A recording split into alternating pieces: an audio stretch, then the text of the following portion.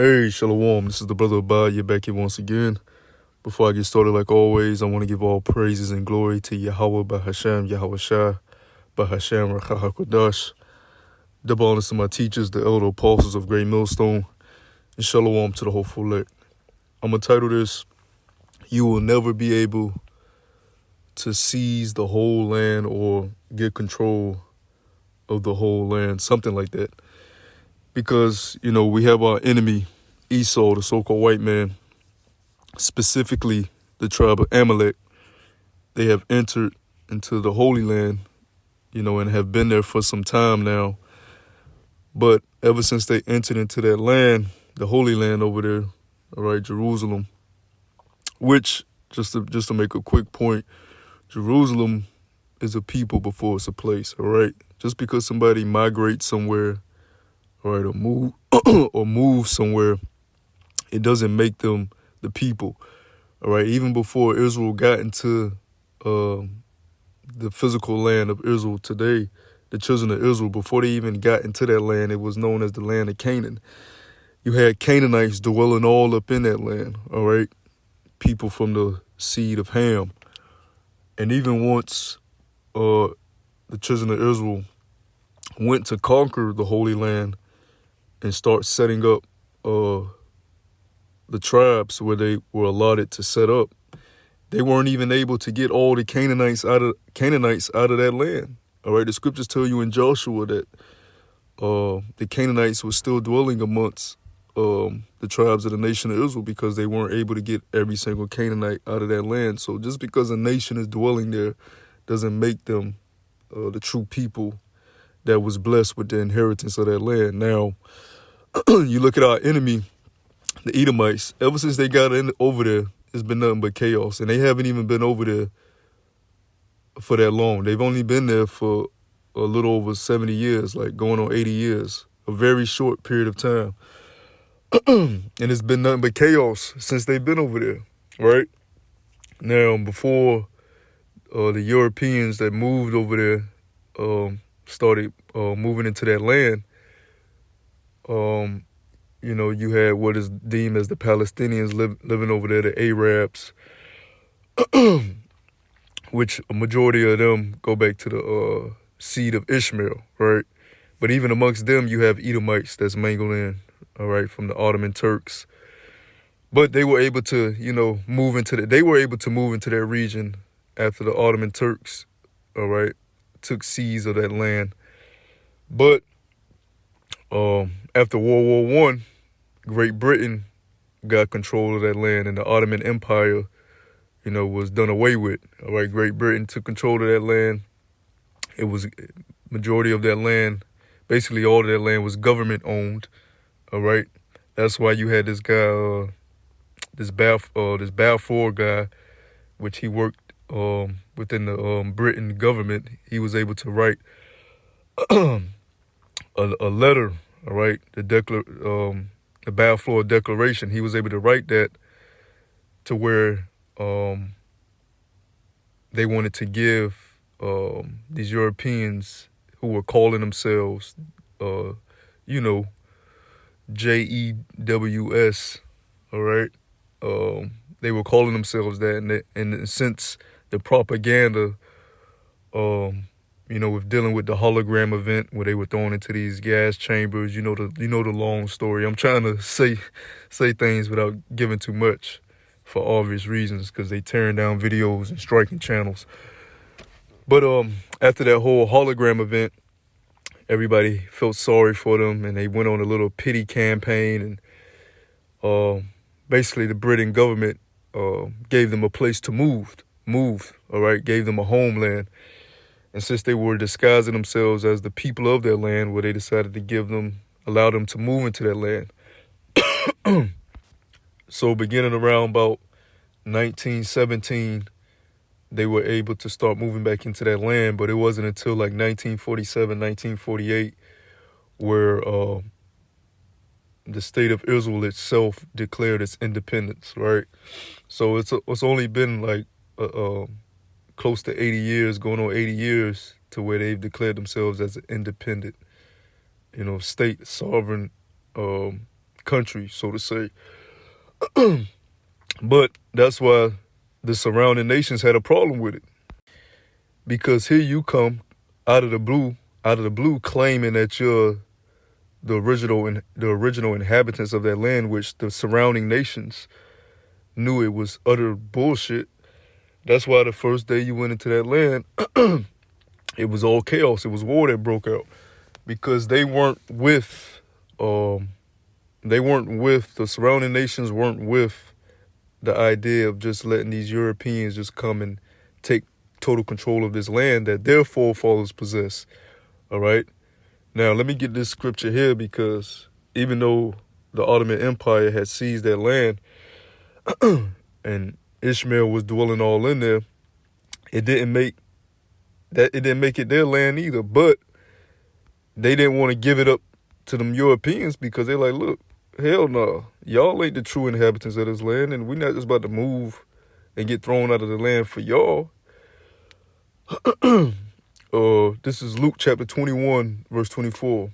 And this is after the true biblical children of Israel was casted off into slavery and spread throughout the four corners of the earth.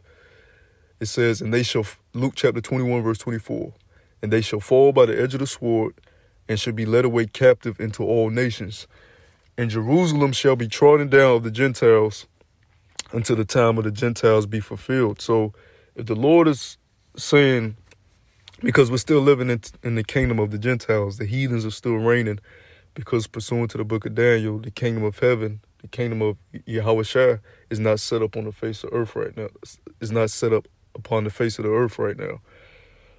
So you still have that last heathen kingdom ruling. So Jerusalem shall be trodden down of the Gentiles until the time of the Gentiles be fulfilled. So that lets us know who's in Jerusalem right now. Okay, they have to be Gentiles. They're not the true people. Right? So the nations had a problem with that. And you trying to get complete control of that land is a death trap. The Lord set it up to where it's a death trap. Because there's only one nation that was promised to inherit that land. And that's the true biblical Israelites, the true seed of Abraham, Isaac, and Jacob. And if you're not that true seed, eventually you will be destroyed from out of that land. All right? As you can clearly see what's happening with the Palestinians. I mean, part of the reason they're going through what they're going through is because they don't have no claim to that land either. They don't have no business being in that land either. All right? But I want to read a little bit on this article, right? This is after this is in 1948 when Israel declared its independence, right? It says, while this historic event seemed to be a victory for the the JOOs, right? While this event seemed to be a victory, it also marked the beginning of more violence with the Arabs. The 1948 Arab-Israeli War.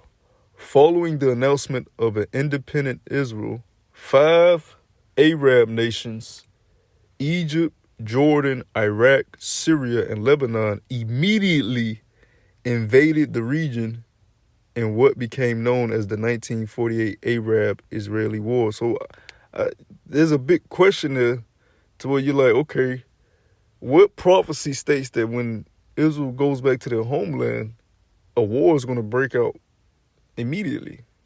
Come on, man, that doesn't fit the prophecies. Let's get the prophecy. Let's get the prophecy in Isaiah 60, right? When Israel shall finally go into the everlasting kingdom. It says, I'm gonna start at verse 9, right? Verse 10. This is Isaiah chapter 60, verse 10. It says, and the sons of strangers shall build up thy walls, and their kings shall minister unto thee. For in my wrath I smote thee, but in my favor have I had mercy on thee. The sons of strangers aren't building up your walls. They fighting your ass, man. Right? Nobody's, and minister means to serve. No nations aren't over there serving you in the land. They fighting your ass. Verse 11, therefore thy gates shall be open continually. They shall not be shut day nor night. that men may bring unto thee the forces of the Gentiles, and that their kings may be brought. I don't see the kings of the other nations being brought over there to serve you, to bring gifts and treasures unto you, to bow down unto you. I don't see that happening. You gotta hide. Matter of fact, y'all gotta hide y'all face because people are starting to find out that y'all full of bullshit, right? And a lot of y'all have dual citizenship to where if things get too hectic and too bloody and you feel unsafe in that land, you can just move back to where your forefathers migrated from, man. You people are you are impulsors. That doesn't fit the prophecy at all, right? Verse 12, it says, "For the nation and kingdom that will not serve thee shall perish. Yea, those nations shall be utterly wasted." So now we're at a point where we're about to see if you truly are who you are, because in order for you to get full control of over that land and get Hamas out of there and get Hezbollah under control, you're gonna have to defeat Iran. You're gonna have to defeat Russia, and your big brother, your ally, America, is gonna have to be in league with you and defeat Iran and Russia, all right, and Syria, and whoever else decides to join in, as the prophecy states, right? North Korea gonna join in too, because they mad about what America did with South Korea. How the fuck you gonna split up their own country and occupy one part and leave the other half for them, right? So we're gonna see if because the prophecy states that the nation and kingdom that will not serve thee is gonna perish. Well, we're gonna see, since these nations don't want to serve you, let's see if you're able to overcome them and take full control of that land. Because in order for you to do so, you're gonna have to defeat Hamas and Hezbollah, and they are backed by heavy, right, nations such as Iran and Russia. Verse 13. It says the glory. This is a key point. This is a straight cut right here. It says the glory of Lebanon shall come unto thee. Wait a minute. The glory of Lebanon shall come unto thee. But didn't we just read in the first war, the Arab-Israeli war, that Lebanon was one of the nations that immediately invaded the region? Come on, man. Which Hezbollah, which is much stronger than Hamas, has way more military strength and power than Hamas. Hezbollah dwells in Lebanon. So we know Lebanon ain't fucking serving you. They trying to destroy your ass right now. But the prophecy states that Lebanon, the glory of Lebanon, shall come unto thee. So y'all, look, man, y'all ain't able to answer these questions, right? Now, going back to some of these wars that broke off, because ever since y'all trying to get, I'm going to say that again, y'all trying to get control over land that's not yours, which was promised to the biblical seed of Abraham, Isaac, and Jacob, the true biblical Hebrew Israelites, children of Israel. You trying to get control of that whole region is going to be your death trap, man. The Lord set it up that way. That's why it's going to ultimately lead to the culmination of the third war, which is known as World War III. So after the Arab-Israeli war, you had the Suez Crisis, right? And then you had the 6-Day War, right? And then you had the Yom Kippur War, right?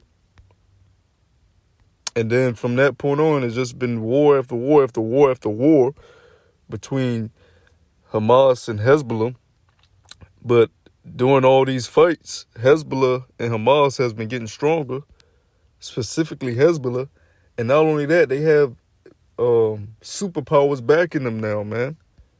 So you're set up in a death trap that you can't win. But the pride of thine heart have deceived thee. And really it all goes back to what? What does it really all go back to? Who are the main stars in the Lord's movie? Jacob and Esau. And what has Esau been trying to do since he sold his birthright? What has he been trying to do? He's been trying to get the blessing from Jacob. He's been trying to steal Jacob's blessing. That's what he's been trying to do, right? Now Jacob and Esau they had their little disputes. I'm talking about actual Jacob and Esau. They had their disputes, but they were brothers at the end of the day. So just like when Esau went to meet him with those 400 men, that ended up being a cordial meeting. The scriptures tell you they embraced one another, wept together, kissed each other, and Esau even offered to leave Jacob some of the men that he brought with him, all right, as like protection, right?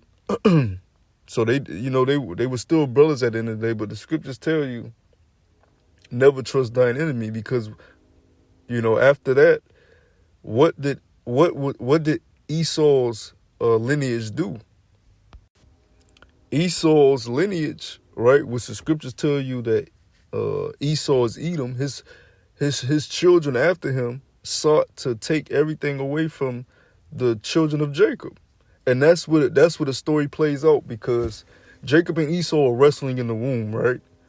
All right, they were tussling in the womb. They came out, but they grew up as brothers in the same household, all right? Just like any brothers, that grew up in a household. You're going to have times when you like your brother, and you're going to have times when you're fighting your brother, all right? But it was a major key instance where Esau sold his birthright. He got tricked out of the blessing. He got supplanted out of the blessing. And he wanted to kill Jacob because of that. All right. But just like I've had friends where brothers have gotten to it and they look like they was about to kill each other. That happens between brothers. So, but after that, they made amends. But that's how brotherhood is. You'll have fights and then you make amends. But the point is, Esau's children remembered that. All right. And they knew who Jacob's children was, all right, the 12 tribes of the nation of Israel, and they didn't fuck with Jacob's children, all right. Let me prove that. Let's go to Numbers chapter 20, when we were leaving, when we were on our journey from leaving Egypt, all right. Let me see. It's Numbers chapter 20, verse 14, right? This is Numbers chapter 20, verse 14. It says, and Moses sent messengers from Kadesh unto the king of Edom. Thus saith thy brother Israel, thou knowest all the travail that have befallen us. So Moses sent a messenger to the king of Edom, like, yo, your brother Israel, because we're still brothers. You know what I'm saying? We know the history of our forefathers. We're still brothers, so he acknowledged that. You've seen what has happened to us from us departing Egypt, right? You know what happened to us. Verse 15, how our fathers went down into Egypt, and we have dwelt in Egypt a long time, and the Egyptians vexed us and our fathers. And when we cried unto the Lord, he heard our voice and sent an angel and have brought us forth out of Egypt. And behold, we are in Kadesh, a city in the uttermost of thy border. Let us pass, I pray thee, through thy country. We will not pass through the fields or through the vineyards, neither will we drink of the water of the wells. We will go by the king's highway. We will not turn to the right hand nor to the left until we have passed thy borders. So Moses sent a message like, yo, we're just going to go straight through we're just going to pass right through your borders. Just allow us to pass right through. We ain't going to touch anything. We're not going to veer off. All right, we're just going to keep our heads straight and go straight through your borders, right? And he said, I pray thee that you allow us, in a very humble way, because Moses was a very humble individual. But look at these niggas. Look at the king of Edom, verse 18. And Edom said unto him, thou shalt not pass by me, lest I come out against thee with the sword. So they hated us. They fucking hated us. They hated us. Why did they have so much animosity towards us? It all goes back to the initial altercation between our forefathers. All right, our forefather Jacob and their forefather Esau. Verse 19. And the children of Israel said unto him, we will go by the highway, and if I and my cattle drink of thy water, then I will pay for it. I will only, without doing anything else, go through on my feet. And he said, thou shalt not go through. And Edom came out against him with much people and with a strong hand. Thus Edom refused to give Israel passage through his border, wherefore Israel turned away from him. And the children of Israel, even the whole congregation, journeyed from Kadesh and came unto Mount Hor. So they said, fuck you. You passed through our borders. We gonna kill your ass. Come on, man. So that's the type of animosity we've been dealing with these people, man. All right? So here it is. They're occupying a land that was promised to our forefathers. All right? Abraham, Isaac, and Jacob. That was given unto us. But they're having a very hard time doing it, and it ain't even been 80 years. All right? They're having a very, very hard time doing it, and it's going to get to the point to where it's going to lead to their destruction. You know? And now this is a lesson that you can go so in depth on, but you know it's hard to speak upon these type of things because you know they're so sensitive with the you know what word, and I just want to do a lesson touching on that. I may do a continuation. This might be like a part 1 type of ordeal, but I hope it was edifying. Until the next time, I say shalom.